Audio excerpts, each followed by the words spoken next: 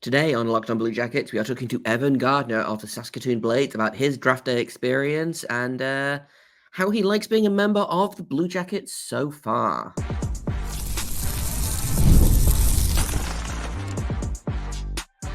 You're Locked On Blue Jackets, your daily podcast on the Columbus Blue Jackets, part of the Locked On Podcast Network, your team every day. Hello and welcome to Locked On Blue Jackets, part of the Locked On Podcast Network, your team every day. I am, as always, your host, Jay Foster, here to give you the good, the bad, and the ugly about your favorite team and mine, the Columbus Blue Jackets. Before we get things started, I want to thank everyone for making this your first listen of the day every single day. Locked On Blue Jackets is free and available on all podcast platforms, on YouTube, and on SiriusXM. I also have to let you know that today's episode is brought to you by FanDuel. Make every moment more. This summer, FanDuel is hooking up all customers with a boost or a bonus every single day. There's something for everyone every day, all summer long. Visit FanDuel.com/locked-on, visit FanDuel.com to get started. And like I said at the top of the show, we've got another prospect interview for you. Talking today to Evan Gardner, goalie for the Saskatoon Blades, drafted 60th overall by the Blue Jackets in this most recent draft. So we're going to talk about his draft day experience. We're going to talk about goaltending. We're going to talk about his time playing in the WHL, all that good stuff. So I'm just going to get right into my conversation with Evan. So the first thing I kind of want to talk about is goaltending. How did you get into being a goalie? Because I feel like there's people either kind of do it accidentally or it's something that they always wanted to do kind of from when they were very, very small. So like, how did you get into goaltending as a position? Yeah. I think it kind of started with, my dad, just strapping the mini stick stuff onto me and kind of just shooting balls at me and all that. I have photos of me when I was little in all the goalie gear. So I think it kind of started around there. And then, I got a little older. I was probably like 8, 9. And I told this story actually a few times, but I always wanted to wear a visor growing up. I thought they were so cool watching the NHL guys wear visors, or growing up in Fort St. John, watching the men's senior team, they all had visors, and those were people I looked up to. So I didn't like having a cage on, and I was like, well, if I might as well have a cage on, I might as well have the cool gear with it too. So that's kind of what led into that. But yeah, it's kind of a funny story, but one I like to kind of share with everyone. Yeah, no, I respect it. If you're gonna have to wear the cage, you might as well get to wear everything else as well. So obviously you started playing when you were really, really little. When did you realize that like the draft was something that was possible and that like being drafted was something that you were gonna like that you had an interest in? Mm-hmm.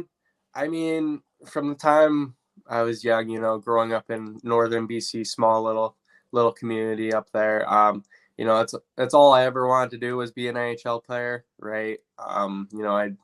There's winter there 9-10 months of the year, it feels like, and that's the only thing really going on in the winter is hockey. So that was kind of something I always wanted to do. But I would say this year was where I actually kind of realized that, this could actually happen. I mean, the last few years, it was obviously a goal of mine, seemed a little far-fetched, but it was a goal of mine. And kind of right around Christmas time this year is when I started to get more and more attention, and I kind of realized that there was a really good chance of me getting drafted and me fulfilling my dreams. So yeah, I'd say right around Christmas, I kind of realized.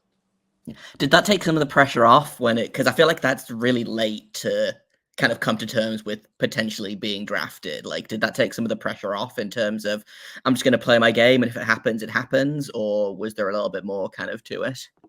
I mean, I think so. Kind of like what you said there, if I play my game and, if it happens, it happens, was kind of the mindset I had. But obviously you want to get on people's radars. It was a goal of mine to, come in this year, have a really good year, and, hopefully get, picked later on in the draft. 6th or 7th round was a goal of mine coming into the year, especially because it was my first year of junior hockey. I got sent back to midget last year, so I thought that was, a realistic goal for me. But yeah, so I mean, kind of as it went on, I kind of realized, I mean, I started the year really strong, and, I just kept playing really, really well. And, I just took advantage of the great team I had in front of me. And I'd say I honestly felt more pressure from the team rather than the draft, having such a good team in front of me. You never wanted to lose. You kind of felt like if you lost, it was kind of more on you because I had such a good team in front of me. So I feel like I was never really worried about the draft this year, to be honest. I kind of kept it out of my head, which was, it was something I was really proud of. But yeah, I wouldn't say I really focused on it a whole lot. I want to talk a little bit about kind of the draft experience. Obviously, you've just said there that you were kind of thinking 6th, 7th round. That was kind of a goal. Obviously, you went 60th overall, I believe it was. What was that like? Did you know that Columbus was interested in you, or was that just a complete surprise to go kind of in the 2nd round when you were thinking 6th or 7th? I mean, it was a surprise to me. I talked to Columbus once this year. It was just a little Zoom call with the AHL goalie coach, Brad Thiessen. And we kind of chatted, but that was really the only time I really talked to Columbus. And yeah, I mean, coming into it, my personal expectations were, hopefully 3rd, maybe 4th, 5th was kind of what I was thinking. I had a bunch of my buddies texting me, telling me, to be ready for the morning because they were calling that I was going to go in the 2nd round. But yeah, I think everyone around me was kind of thinking, 2nd, early 3rd. But, I think just me being such a humble person, I was kind of thinking more later. So. Yeah, and then you don't get disappointed, I guess. Yeah, If that you too. end up going where you expect, then Yeah. it's less disappointment, isn't it? Yeah. What was it like being in Vegas for the draft? It was awesome. It was my first time being in Vegas, so it was quite the experience, walking the strip and just seeing everything, everything you see in, YouTube videos or in movies and stuff like that. It was a really cool experience, especially all my family being down there. It was really cool, but it was hot. It was way too hot for me. It was way too hot for me. I was barely outside. It was way too hot. Yeah, no, I was in San Jose during the draft, and so it was like 100-ish degrees there, and it was even hotter inland. I was like, I'm so glad I'm not actually in Vegas. That's too hot for me,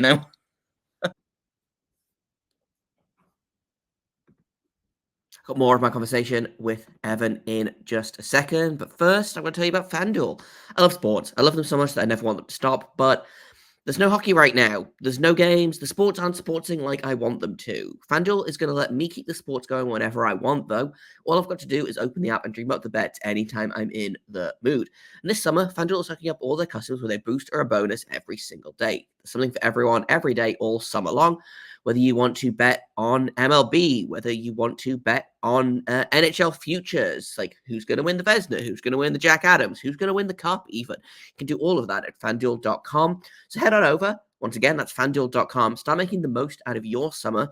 FanDuel, official sports betting partner of Major League Baseball, and also us, the Locked On Podcast Network. What kind of player is Columbus getting with you? Like, what kind of goalie would you, if you had to give your own kind of scouting report, what would you say? Yeah, some of the things I do really well are my skating. Obviously, me being, on the undersized side of being a goalie, I take pride in my skating. I spend lots of time on it. I feel like, I just get to my spots and I'm super efficient with how I get to places and all that. And I think I'm a very, very smart goalie. Just my ability to read the play, read what's going on, breaking down the play, seeing things before it happens. I think that was something that teams really liked about me because I was just able to be ahead of the game. And yeah, so I would say those things. And then when it comes down to it, I just stop pucks. you're just going to get a really consistent goalie that's going to stop pucks, and I feel like that's what everyone wants. So I was going to say, listen, if that's what you're doing, then you're clearly on the right track. Is there a play that you kind of model your game after? Obviously, with you being, you say on the smaller side, but you're still 6'1", which feels very strange to me to be like, oh, you're on the smaller side, But obviously, with UT Saros is kind of the obvious one there. But is there any goalies that you kind of look at and you're like, yeah, that's the kind of goalie I want to be when I grow up? Was there a play that you watched a lot when you were a kid that's kind of what you wanted to be? Yeah. Growing up, my goalies were, Carey Price. Obviously he was a BC boy, and I watched a ton of him growing up. That's who I wanted to be, and I watched a ton of him, and I really liked actually watching Corey Crawford too when Chicago was really good. I really enjoyed watching him win cups. But now I'm really big fans of, guys like Jeremy Swayman and guys like Devin Levi. I kind of been watching a bunch these last few years and kind of following him. But I just really like how smooth and simple Swayman's game is. I feel like he's just really enjoyable to watch, and, he just makes saves. So that's what I really like about him. And then I just like watching Levi for, his athleticism, his compete.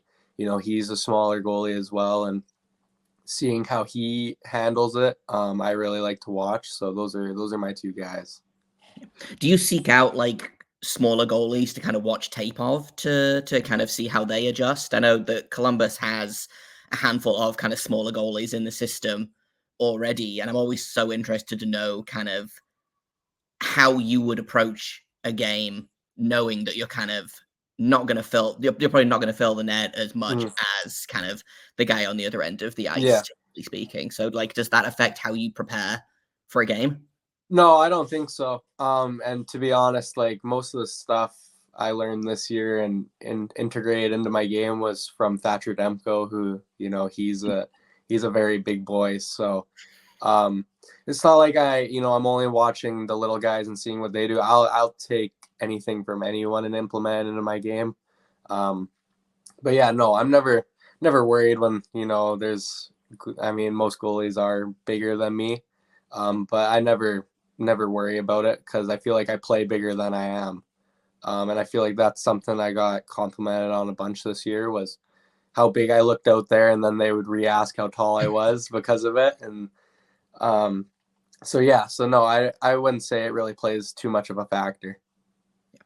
Obviously, we've talked about kind of the strength in your game, but is there something that kind of, obviously the draft has happened, you've gone to development camp, training camp is going to be coming up in a couple of months. What do you want to work on over the next kind of couple of months the most to really kind of bring the best version of you to both Columbus training camp and then I assume after that going straight back into training camp with Saskatoon? Like, what do you really want to work on to improve over the summer? Mm-hmm. Yeah, for me, it's way more about off ice for me, honestly. Since, I got back from Columbus, I really focused on putting on weight and getting stronger. It'd be just because I was one of the smaller guys there, weight wise and, all that. So, coming back, I just wanted to put on weight, putting on weight and getting stronger in the gym is going to translate to being more powerful in the crease. So that was kind of my mindset coming back. And I feel like just, with the putting on weight and all that, I feel like I'm just going to feel more confident, bigger, stronger when I do get back and feel more confident in the crease. So. Yeah, for sure. Let's talk a little bit about kind of the WHL. Was that always the route that you wanted to go? Did you always want to do major juniors? Were you tempted to go to the other major junior leagues? Were you tempted by college, or was it always, no, I want to kind of stay, I don't want to say close to home because of how big Western Canada is, but like, was the WHL always kind of where you wanted to play? Yeah, it was. Yeah, that was my goal. It was always kind of my number one. I was never great at school. I never really enjoyed school, so I couldn't imagine doing it for, more years for going to college. So I was like, I just want to go play in the dub. Seeing all the guys that have went through to play on in the NHL and all that. I just thought it would be the best route for me, and I think it's paid off so far. How are you enjoying Saskatoon, like as a city, as an organization? Obviously, you had a pretty decent year this year. Like, how was your season? Do you think? Like, how are you enjoying your WHL career so far? Yeah. Well, I mean, I'm enjoying my WHL career a ton. Obviously, first year in the league, Eastern Conference Finals appearance, and we were 1 goal shy of moving on and potentially winning the WHL and going to the Memorial Cup. So, I thought it was a great year. And Saskatoon, I love the city. Great city, great hockey city. The fans are really into it. The people are they love it.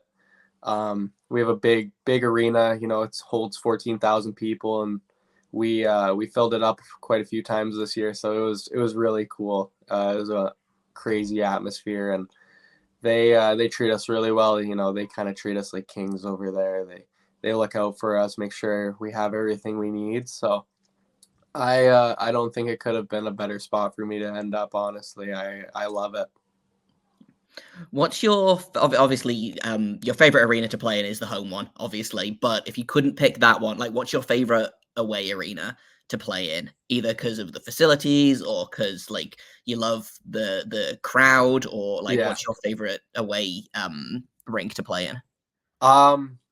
I think the coolest one we played in this year was probably Everett when we went on our States trip. Just their kind of introduction is pretty cool. The ice is all green and the players skate up from the goal line and individually. So it was a pretty cool atmosphere, and I think they were sold out when we were there. And it was cool. It was, the American fans, they were into it. But yeah, I would say that was probably the most fun. They have the second best arena I've been in. So yeah, after Saskatoon, obviously. Yeah, after Saskatoon. That must have been a heck of a road trip going from Saskatoon all the way down into the States. That's the one thing that gets me about the WHL, I think, is just how much travel there is. Like how tough is the travel? Yeah.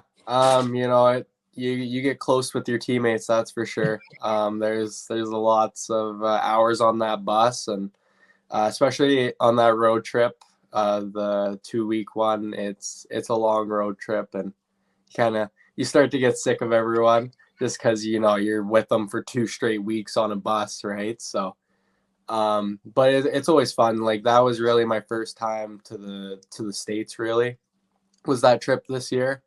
So it was pretty cool, but it was long and it was kind of dragging on. And but yeah, it was fun. I'm really looking forward to this year's, because every year it switches. So we're doing the BC trip this year. So God, like Victoria so I'm supposed to have a lot of family and friends coming to a few games. So they're pretty pumped for it. Nice. Yeah. No, I feel that. Just like you want 10 minutes of peace and quiet in the whole 2 weeks. Yeah. What was your best memory of the season?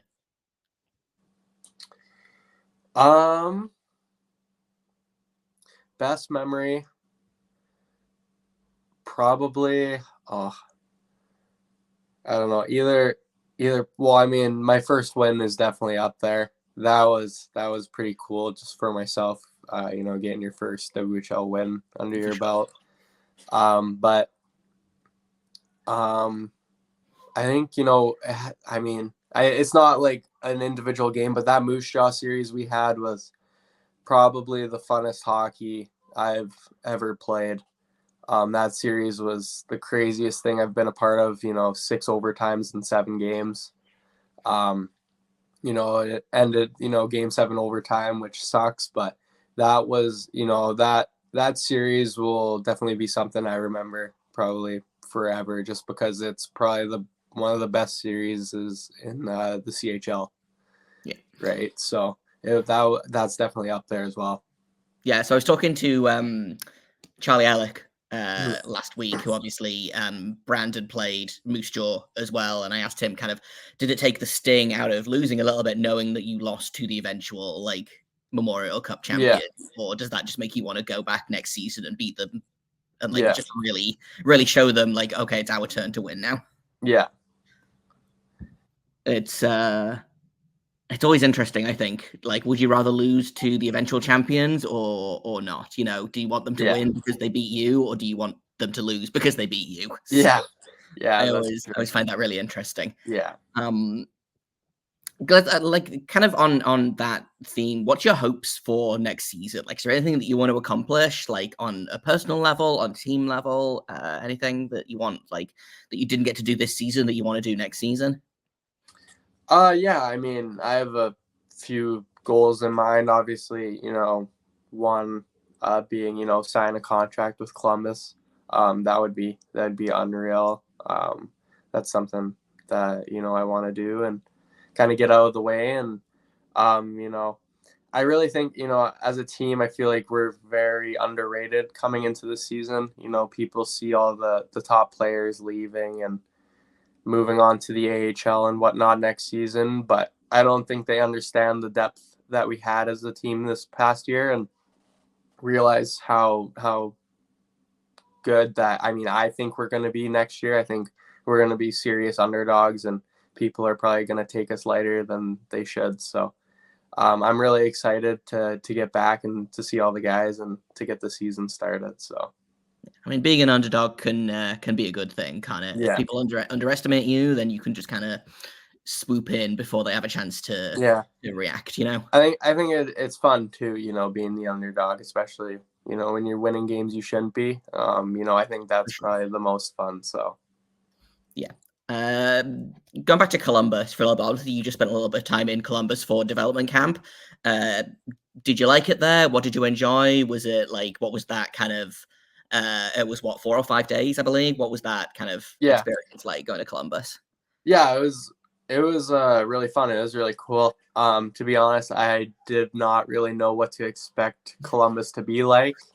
Right away when they picked me, I was kind of like, I don't really know anything about Columbus. So right away, people were reassuring me that I would love it. And, surely enough, I did. I just really liked, it felt really quiet to me. We're right downtown by the arena there when we're staying there. And, we'd all just go walk around and it wasn't busy or nothing, like barely any traffic, not too many people really out and about. Like it just felt really quiet. It felt like a town for me, which I really like, growing up in a town. So I kind of like that aspect of it. And all the guys that were there at dev camp helping out, they all said it was a great spot to, raise a family and all that. So I think I really enjoyed my time there. So yeah, I feel like every single person I talk to who's never been to Columbus, they go to Columbus and they're like, oh, actually, this is great. And it's one of those places that people who've never been don't think anything of it. And then you go and you're like, oh, actually, I really like it here. So I always enjoy spending time in Columbus anyway. Good food, good people, it's a fun time. Yeah. Obviously, speaking of Dev Camp a little bit, there are a lot of WHL guys from the draft in the last couple of seasons for the Blue Jackets. Did you know any of them well before, or was this a great chance to kind of get to know them a little bit more? Obviously, playing against Denton Matejchuk in that Moose Jaw series, things like that. Is there any kind of guys on Columbus that you were familiar with before being drafted by them? Yeah, definitely guys I was kind of familiar with. I mean, no one that I really knew like on a personal level, but all guys that I was familiar with, especially the guys that were, from the WHL, like Caden and Charlie and obviously, I mean, Denton wasn't there, but, just playing him in that series and a bunch during the year, know what it's like playing against him. So hopefully in the future we can, he can play in front of me because I'd really enjoy that because he's a sick player. But yeah, and, I played against Alec a bunch this year. Him being in Brandon, he's one of our division games. So saw him a bunch. And then I didn't really get to play against Caden this year. He was hurt for most of the year, right? But we've kind of known each other for a while now. Growing up, we grew up pretty close. He wasn't too far away from me in Chetwynd, and played against him my fair share of times growing up. And then we played together for Team BC at the WHL Cup before our WHL drafts. So kind of got to know him there. And then, now I'm reuniting with him in Columbus. So those are kind of the guys that I know. Yeah, hockey is such a small world. I feel like either you know everyone or you know someone who knows someone, which probably makes these kind of like camps a little bit easier than like going in and realizing you don't know a single person there. Yeah. I do want to ask, are you excited to not have to play against Denton Matejchuk this year? Obviously, he's kind of making the jump to the pros, so that's one less guy that you've got to worry about when you're playing Moose Jaw. Yeah, it'll definitely be nice. He is quite the defenseman. He had his fair share of points on me this year, so it'll be nice not having to face him anymore. Yeah, I believe it. Let's finish off. I just want to ask, like, obviously, hockey is the main thing, and I'm sure if it was up to you, you would play hockey all day, all night, every day for the rest of your life. But like, what do you do when you're not on the ice? Like, have you got any hobbies that aren't hockey related? I'm going to go ahead and guess that being up in BC, fishing is probably on the list. But is there anything that you like to do when you're not playing hockey? Yeah. I mean, I'm not too big into the fishing, actually. Okay, fair enough. But I mean, it's something that I do enjoy, but I don't get out a ton to do it. In BC, there's great golf courses in BC here. I love getting out and golfing. That's something I've kind of done my whole life is golf. So I really like golfing, and I am a pretty big gamer. I like my video games. It's something I can kind of do to just kind of let my mind, kind of drift and not have to think about hockey 24/7. So that's kind of something I like to do. Yeah, no, that's kind of all I've got. So thanks for jumping on. Congratulations on being drafted, and we hope to see you in Columbus pretty soon. Yeah, thank you. Thanks for having me on. And that's all I've got for today. We'll be back with you tomorrow with another episode of Locked On Blue Jackets. Until then, I'm going to turn the FanDuel banner off. Until then, you can find Locked On Blue Jackets wherever you get podcasts, on YouTube, on SiriusXM. You can find me on Twitter at _Jacob Foster. You can find the show at LO_Blue Jackets on Twitter. If you have comments, questions, criticisms, you can email me at lockedonbluejackets@gmail.com. Until tomorrow, thank you once again for listening. And until then, make sure you stay locked on.